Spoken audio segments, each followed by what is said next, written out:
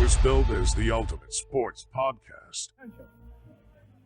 I told you, all of my critics, I told you all that I was the greatest of all time. Everybody has been waiting. I'm God gifted. He's a fool. I'm the matador. This is the Weekend Guy Podcast, and it begins now. Welcome to an historic Monday. Welcome to the back-to-back, to the country of the back-to-back world champions. Indeed. What a weekend it was. What a week it's going to be. Sihle, say hi to the people, man. Welcome to all our subscribers, the Weekend Guys. You know, that's gender neutral. To our international subscribers, our current subscribers. Welcome, guys. Tell a friend to tell a friend. Like and subscribe. Come join the Weekend Guys. Welcome back to another podcast. It's the Weekend Guy podcast with Sihle, guys. Coming to you every week. Recorded Mondays after work, guys. We are so rejuvenated. It's not even. I can't even explain it, mate. Yeah, it's fresh off the box. All over, what a weekend it was. But before we get to the main event, I think let's start with the other events, which were... Yes, because we were all sporting guys, right? Yeah. So the main event, we'll save that for last. Yeah. But just to kick it off the top, we are so proud of the Proteas. The winning streak continues at the Cricket World Cup, you know, but my expectations are still low, but it's slowly building, you know. We're 6 games deep, 5 wins, and it's looking very positive. So that good fortune from our rugby seems to be crossing over to the cricket, you know. Yeah. And we beat Pakistan for the first time in either a World Cup T20 match or ODI since coming back into international cricket. So that was a very, very good sign. But also something positive, that was the first time we've won this World Cup chasing. Yeah, chasing. You know, and it was one of those we needed to just win, you know. We were 9 wickets down. And we needed 4 runs. Yeah. Step up Keshav Maharaj to hit the winning runs. Yeah. So it was a proper BMT moment from the boys.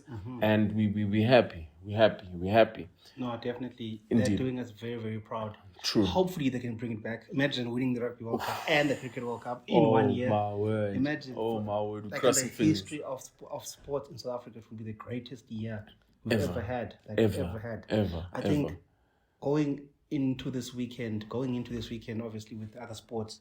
Yeah. I didn't pay much attention to the other sports, let me be honest. I think on Friday, what was I doing Friday?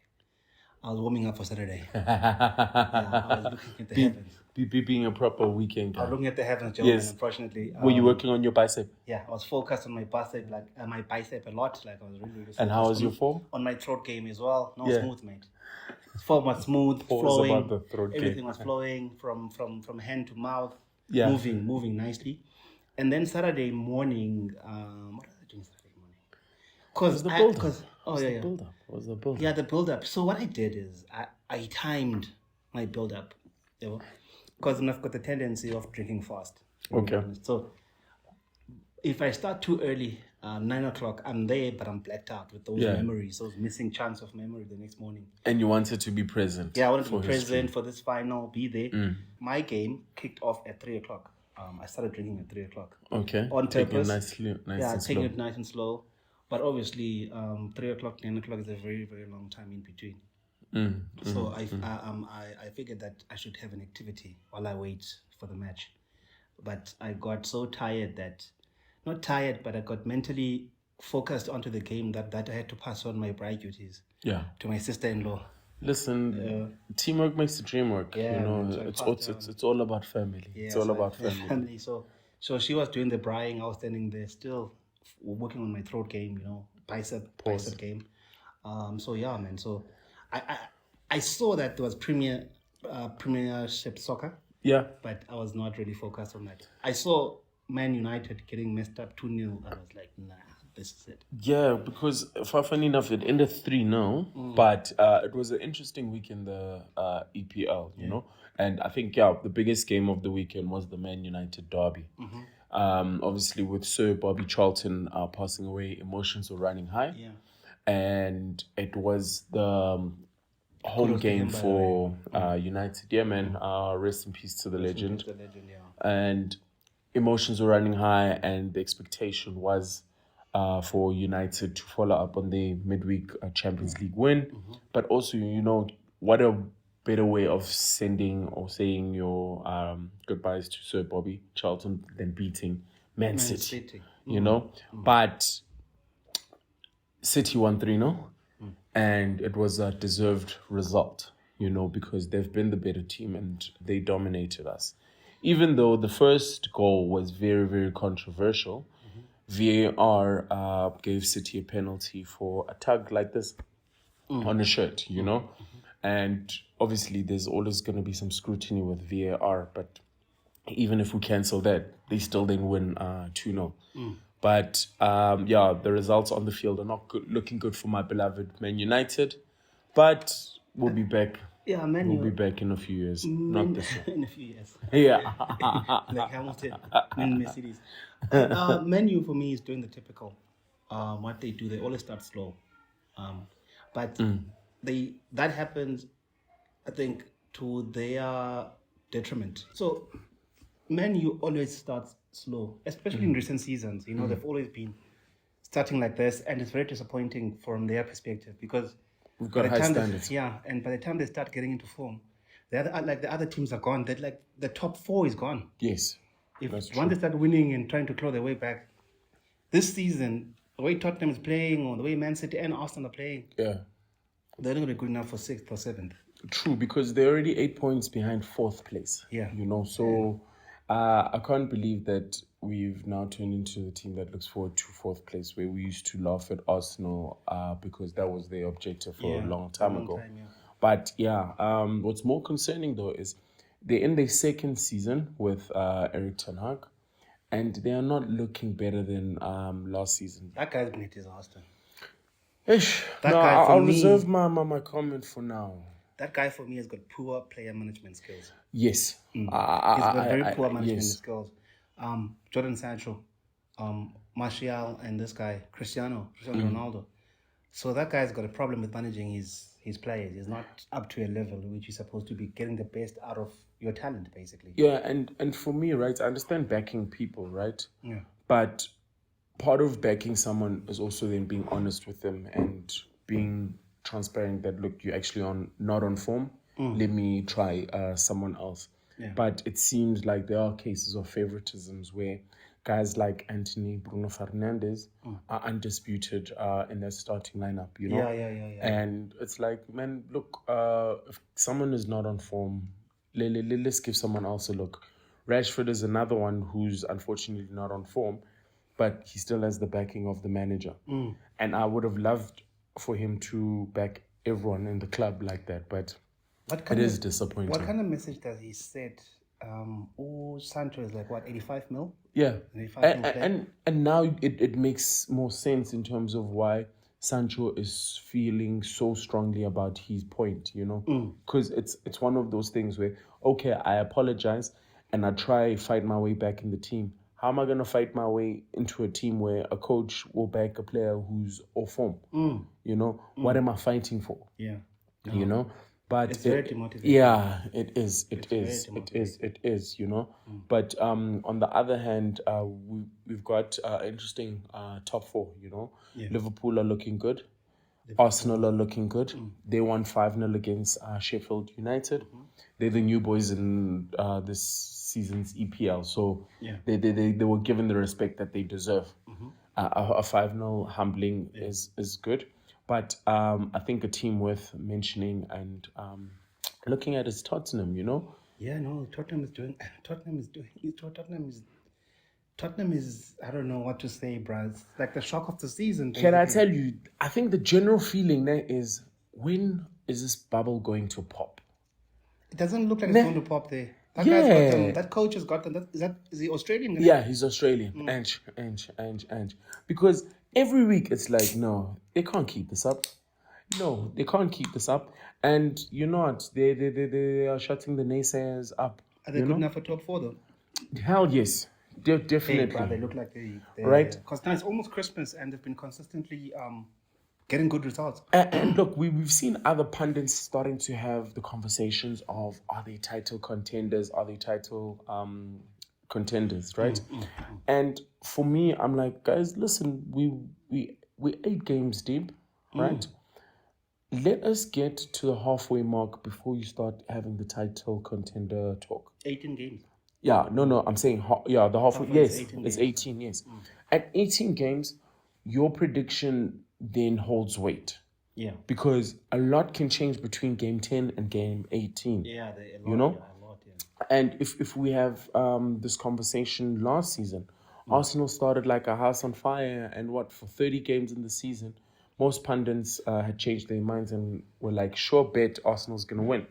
But it's still early for me to put them in the title contender talk. Because like we've been saying in our previous podcasts, please go back and watch and like and subscribe. Yeah. Is they're a couple of injuries away from a disaster of a season. Because if Madison goes down and Son goes down, it's done. Yeah, the quality on the bench is not on the level of those two. Yeah, it's not there. You know what I mean? Maybe they could be playing for. Maybe they could be good enough for top four. Top four, yes. Top They, five. they look like with Man United coming back, or oh my God, I'm gonna. Yeah, let's not go back. Yeah. Oh wow. Talk about Chelsea. There's No, hope we're gonna talk about Chelsea. Again, this year we're fighting relegation almost. We were just surviving this year. I don't know. It's getting worse. Yeah, but also for me, right? If I was a Chelsea supporter, my expectations would be like very low, right? It's first year with the new coach. You guys had to trim down from a squad of 1,000 players, so it's a big transitioning season. Maybe you should have kept 1,000 players. Maybe you should have kept 1,000 players. Yeah, because the problem is you guys can't score, you know. That's the problem with these Americans and their approach. Experience is needed in the Premier League. Indeed. Those boys should have been integrated with the existing crop. Not wanting to replace everyone. But also, right, another question. Are we then being hypocrites? Because you've got 2 examples of teams, right, with high expectations, but right now they're having different results, right? Spurs and Chelsea both have new coaches, right? We are making excuses for Chelsea saying that it's an integrating season, but Spurs is flying with a new coach. Also, they're also in an integrating season, but they seem to be flowing like crazy. Indeed. So, should more questions then be asked of Poch and the recruitment strategy? Yeah, because this is what I you guys say. don't score. Yeah, that's what I always say about a new coach. Okay, so let's set a bar of you. Let's say first 10 games. There are teams they're expected to beat. Yes. Yeah, like your Brentfords. teams. Like this weekend's fixture. Yeah. 7 out of 10 people would have said, Chelsea. That's a win. It's supposed to be a win for us. Yeah. Because you take points, you take your points from these minor Bottom teams. clubs, yeah. And then you know that, okay, your top 6 you lose is fine, but at least you've gathered the points from other teams. Yeah. Now we're getting to a scenario of we're approaching 10 games. And you know me, I like to pull the cord very early. 10 games, 8 games in, I don't know how many wins he's got, but it's less than the losses. He's got more losses than he has wins. Look, in a fun fact, right? Brentford has won more games at Stamford Bridge, right? In 2023 than Chelsea. Imagine. So now, do you take Pochettino to 10 games and then say, Poch, mate? You got to give him a full season. It's not working, mate. You got to give him a full season. It's not working, mate. Like, full season and we're fighting relegation. Look, there's far worse teams right now, luckily for Chelsea fans. But, yeah, it's not looking too good. We're mid-table at most. Yeah, but look. We're barely top 10. Yeah, that's where you guys have been, though, for a while. Yes, we're top 15. Yeah. Imagine. From winning the Champions League to being a mid-table team. Mid-table like is 7, the 8. 4th highest wage bill. We're in the bottom of the table, meaning we're in the bottom half of the table. Yes. So we're not mid-table, we're bottom half. You know when you look at the log and they say Simo, yeah, You guys are always clicking. We see more. So, look, for me, and this is my philosophy. Yeah. With football, né? Give a guy 10 games, regardless of what reputation is coming with, how good a coach he is. Okay. If he can't make it work after 10 games with the players he has, and the players which have been sold or whoever, loaned out, whatever. Yeah. If he's not making it after 10 games, cut him off. Okay, so when you say cut him off, right, are you just saying let's look at results only? Or are we going to look at the style of play, but also at the same time him integrating the new signings, the culture that he's trying to set? How long does it take to integrate new signings? How many games do they need? It does take, some people take a whole season, you know? Imagine. Do we have time for that? We don't have time for that. Premier League doesn't have time for you to take the whole season and to buying into whatever plan has been given to you. You are bought as a 100 million pound player to immediately slot in and do your job, not costing us and losing. It's not good enough. Fire the guy. I say fire him. I was about to ask you, right? How long would you give him? And you're already calling for his head. Yeah, 2 more games like Sean Bartlett. I told him. I called it early with him. I told him. That even the Chiefs guy, I told you, we lost again. Yeah, we lost. Okay, we're gonna go into that. We're gonna go into that again. But we lost. So any coach who's not winning winning at least first 10 games, get 5. Minimum 50%. 50%. Okay. Get 5 wins out of 10. Then that's the first third of the season. That's a cold world. You know what I'm saying? Because look, no. Let's say we divide the season into blocks of 12, 24, 36 games. Yeah. In the first 12 games, get 6 wins. And that would be the mandate. That would be the mandate. 12 games, we cut you off, bro. We're giving you 12 games. If you don't get 6 wins in 12 games, it's over. And also, wait, because there's so much money pumped into modern day football, right? Results matter more than anything else. Ultimately, that's what it comes down to. There's nothing else. So, and the reason why I'm asking this, right, is Arteta, when he started, he was backed unequivocally, you know? Yeah. And they were saying, look, we are backing you long-term, short-term results don't matter because we believe in your vision and what you're trying to build. Yes. Are you not going to extend the same courtesy then to Pochettino? I feel like Pochettino is not built. Pochettino is not starting from the ground up. Budget-wise, player quality-wise. Like he's been given... But you can have the best quality but the worst culture, you know? We went to the States for a tour. We won the tournament. We've lost to Nkunku. Yeah. I think that's a missing key then. And that's many goals, you know, because that guy will give you 15 goals and 10 so assists I think that's the key we're missing then, is Nkunku being injured. And not Lukaku. No, Lukaku has always been a cow. You know, I always say, Lukaku now. Nkunku But missing Lukaku pulls teams like Brentford. No, the problem Lukaku is that he gets fat during mid-season and then off-season he gets fat if he wants to get fat or not. But he's a beast. Nah. He's a beast. But You've loaned him out to Roma. Sold him. Have you sold him on the No. It was a loan, I think, with an obligation to buy. Oh, okay. But he's scoring goals there in Italy. Is he? You know, because more than anything else, your defense is stable, and maybe sometimes shaky, but you guys just don't have goals. Goal scorer. Chelsea don't have goals. I'm past Lukaku. Let me be honest. I'm past Lukaku. Like in my entire Chelsea fan career, I'm over Lukaku. He's overrated for me. He performs when he wants to perform. He eats when he wants to eat, or he doesn't eat and then he can perform. I'm over him. Like for me, he's garbage. Okay, I'm done. So you've closed the book on. Yeah, Lukaku. we needed a new striker like that. Those kids in Germany. There was a striker there. We buy Osimhen, bro. Yeah, That's more money. That's more money. Imagine if you get to Osimhen, then that's an elite striker. Yeah, so up until we get maybe Victor Osimhen, I think we will get him if they Hey, Todd Bowley, if you're watching, get that checkbook out. Osimhen is more like a Chelsea player for me. Osimhen Get is Osimhen. like a Drogba. He's like a Drogba in that kind of mold, that kind of striker. So if you get, I think he's Chelsea bound at some point. If they really Show me the money. Napoli will say yes. No, Napoli will say they yes. got many offers last season and they said no. 100 Okay. million Okay. offers. But also some standout results also this weekend. I'll take it to the Bundesliga. Bayern Munich won 8-0. Really? Hurricane? Yeah. Hat-trick and a goal from his own half. Wow. You know, that man has taken the Bundesliga like a duck in water. Yeah. You know?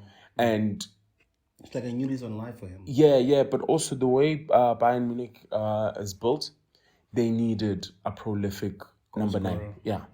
And they got that missing piece. And it got me thinking that, hey, it might be early, but these guys are in the conversation for the Champions League, you know?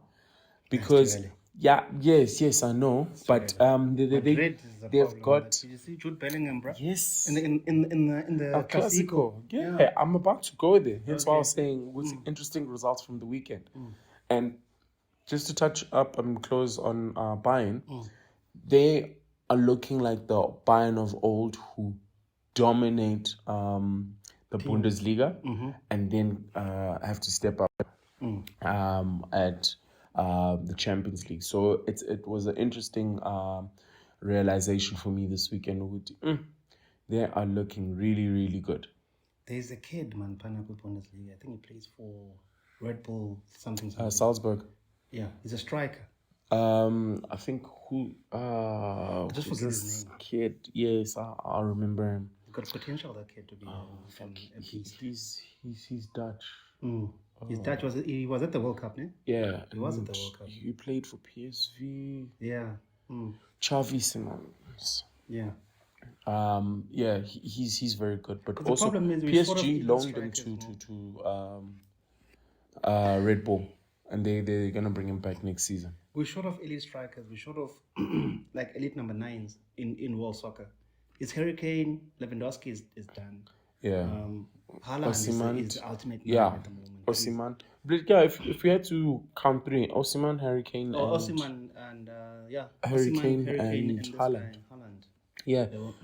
But for me, right, after the aliens stop playing soccer, and I'm glad that they're out of Europe, in terms of Messi and Ronaldo, football is now going back to the traditional roles, you know, where a winger is not expected to score 20 goals like Messi and Ronaldo did. 30 goals, 20 is nothing. Yeah. Yeah, but now the burden of the goals now goes back to the strikers.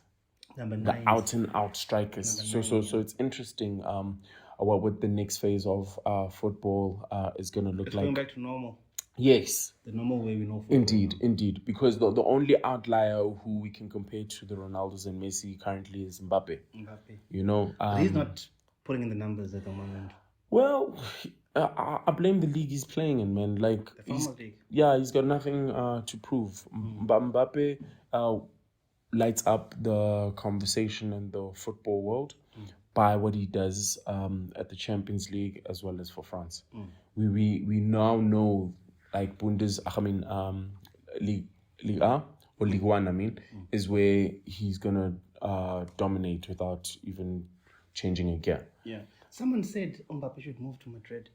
Yeah. Someone said that. Like, I can't remember who I was listening to what. But like the conversation with every football fan is, sharp, he goes to Madrid, right? The person who will probably sacrifice his role would be Rodrigo, because Vinicius is the star boy there right now, and he's got the number 7. So does then Mbappe... Madrid have Vinny, and Madrid need an out-and-out striker so that Mbappe can then take Rodrigo's position, right? And that's where the balance will be. But right now, Madrid is not looking elsewhere because they probably have done the best business in the off-season. Yeah, Jude Bellingham has been a revelation. Yeah, for 100M, Jude Bellingham should have cost Madrid 200 the way he's playing. He's shockingly good. Indeed. Like, what the hell is that? Like, and for me, right, it's just not the numbers. It's the moments. You know, He's scoring last-minute winners, right, on multiple occasions. And this, by the way, is a player that we thought was a holding midfielder that they were buying to. I actually thought he was a winger at some point. Really, the way he's scoring so many goals. No, because of his footwork. Like they've given him a free role there at Madrid, so he's everywhere. Where is he playing? He's everywhere. He's everywhere. He's everywhere, and he's then justifying being given that free role. Because how we usually judge great players, guys who seize the moment. And when everyone is trying, but it's not really working out, the greatest players manage to find a way. And this weekend was another reminder, because I looked at that first goal. Like, he took that shot from like 35 from way back, meters away. And I was looking at the Barca players and I was like, why aren't they not pressing? And I did not blame the Barca players too much, because someone gets the ball in that position, you're not thinking that he'll pull the trigger that quickly, right? And the way he connected that ball, I then looked at part 2 and I was like, Mara, Tinstagen, what's going on? Like, you should have saved that. But then that ball just swerved and it was a net buster. It was a net buster. And I'm like, okay, no, it's 1-1. It's Barca's home game. They still got this. Barca will come back and try win the game, right? But in Barca's defense, right, you're playing at a neutral home venue. It's not the Camp Nou. It's so weird. Right? So at Camp Nou, the fans are right there. That field is super big.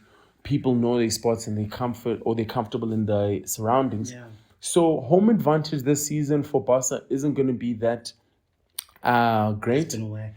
But it doesn't take away the fact that Jude Bellingham was like, Camp Nou or not, Like, watch for me. it's like Watch me. They're playing in a training ground and the ground is so small. The fans are short. They're they're actually far. They're actually from far. the field. It's not the same. True. Like, even our makeshift field is better than yours. Like, ours it's almost, I think our pitch is done this year, isn't it? Yeah, no. You guys are back. The in, only time you guys played at the training ground was during COVID. Oh, okay. Yeah. While back you in guys our were doing Benny refurb. Powell. Yeah. So, like, I was saying, I actually tweeted this. I was like, Jude Bellingham, get star. Yeah, he's And beast.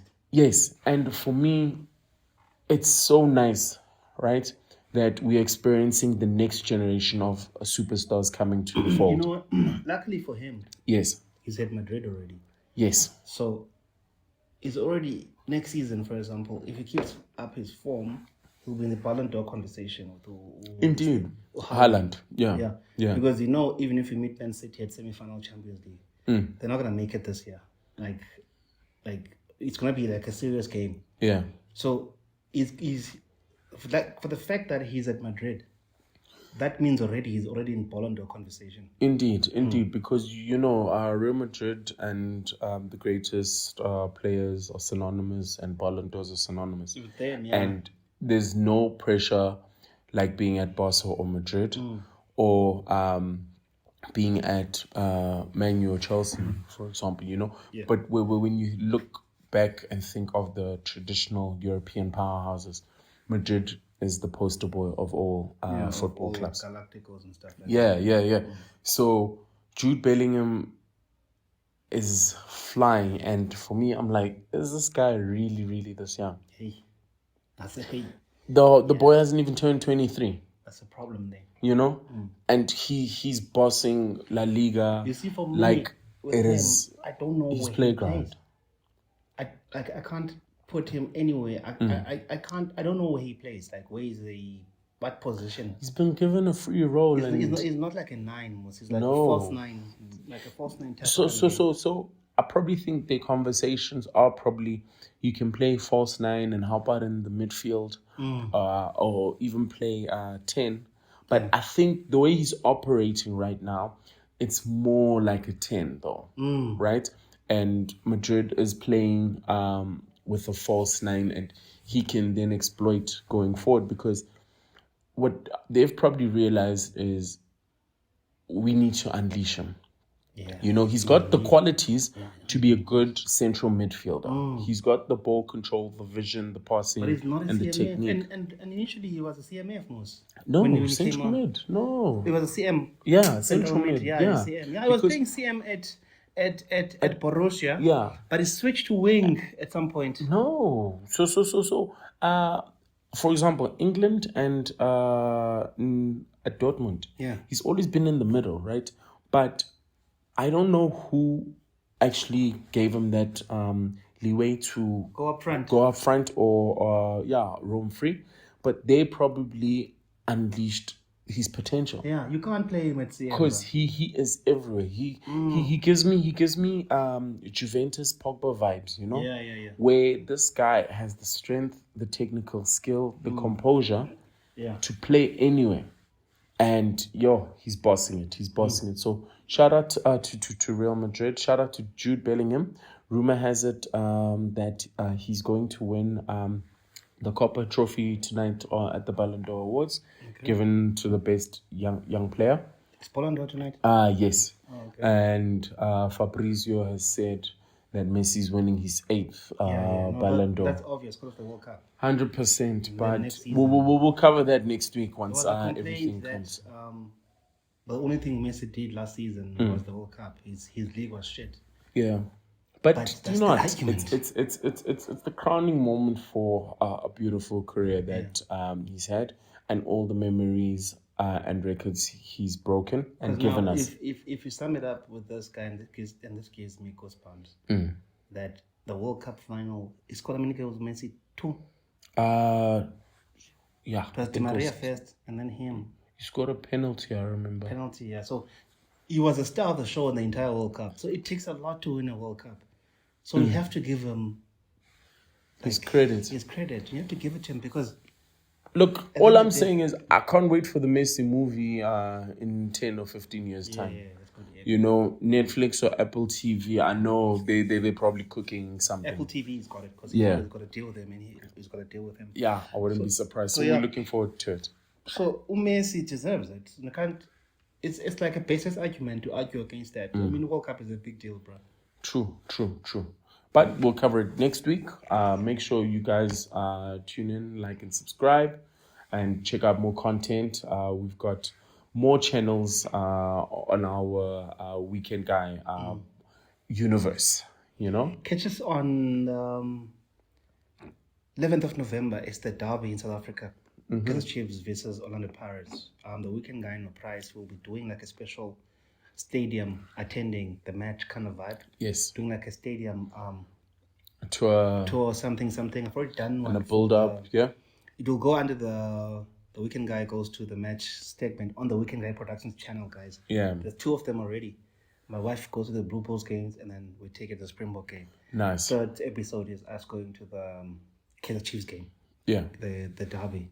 So we're making like a nice series around that up until the next event we go to. So trying to create some sort of, slowly but surely creating some sort of stadium vibe kind of nice, vibe, you know? Nice. Yeah, guys, make sure you like and subscribe. Check out more content.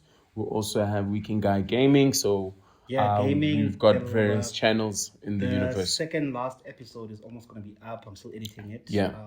But then we've got a tournament in East London on the 19th of December, guys.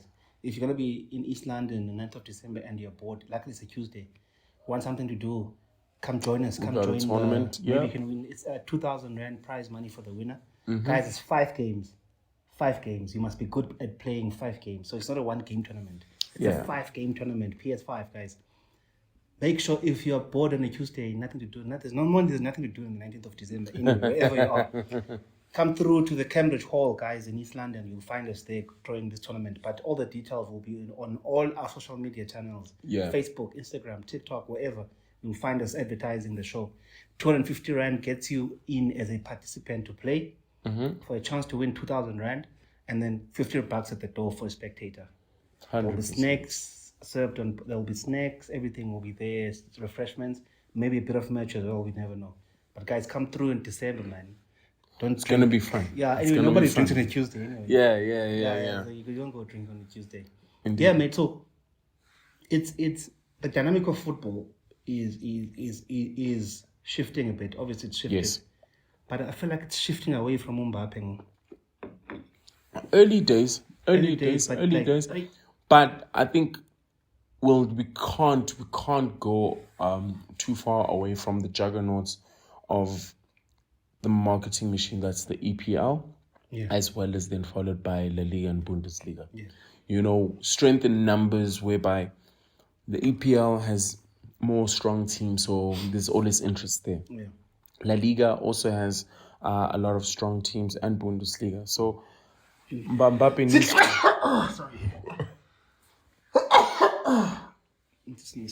Yeah.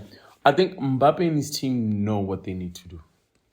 They know what they need to do. Like they know it for me now.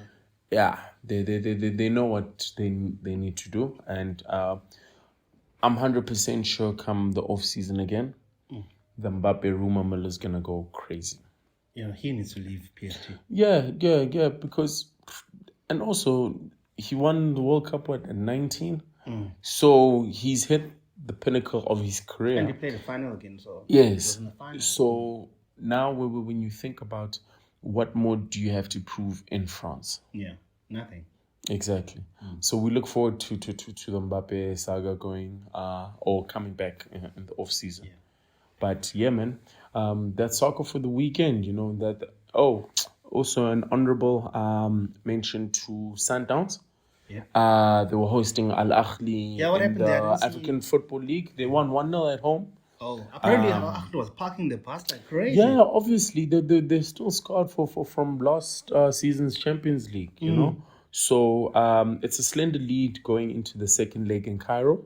But Sundowns handled business. They're taking a 1-0 lead. The nice thing about Sundowns going to Cairo, it's no longer an intimidating factor for them. No. They're past that stage now. Yeah. So if I'm not mistaken, the second leg will be Tuesday or Wednesday, and I'm looking forward to that result and be backing our South African team to make it to the final. It's moving quite quickly. Yeah. And look, and I appreciate that, right?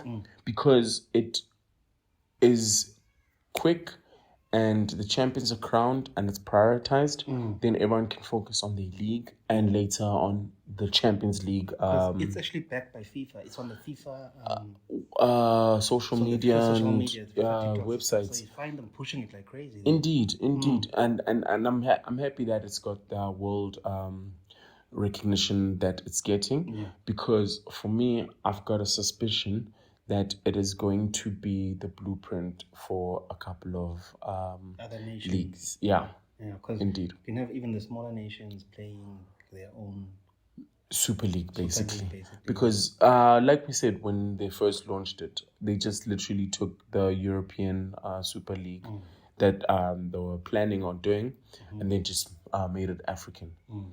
So I'm happy with the way it's going. It's just obviously a new product, and it's going to take some time for it to get a cult following. But it's amazing. It's amazing. I'm buying the Sundowns kit, by the way. That's beautiful. I'm buying it. It is beautiful. It is beautiful. Decided. It is beautiful.